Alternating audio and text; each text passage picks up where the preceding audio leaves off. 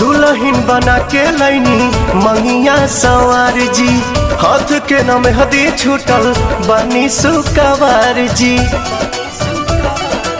ए राजा जी दुल्हन बना के लैनी मंगिया सवार जी, हाथ के नाम हदी छूटल बनी सुकवार जी।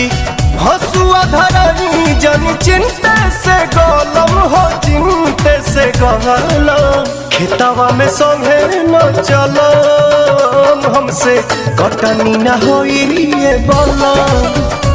आय हाय खेतवा में संगे न चलम, हमसे कटनी न होई ये बलम।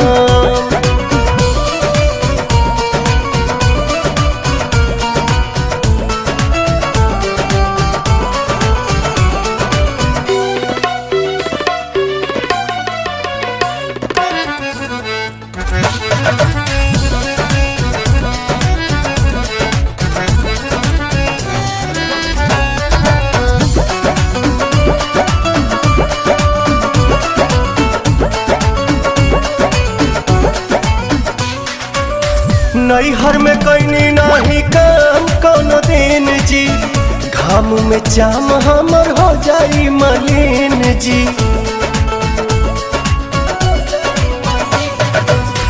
नैहर में कैनी नहीं काम कोनो दिन जी, घाम में जाम हमर हो जाई मलिन जी।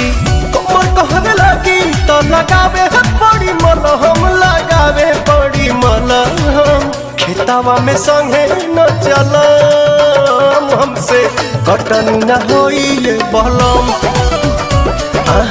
खेतवा में संगे न चलम, हमसे कटनी न होई।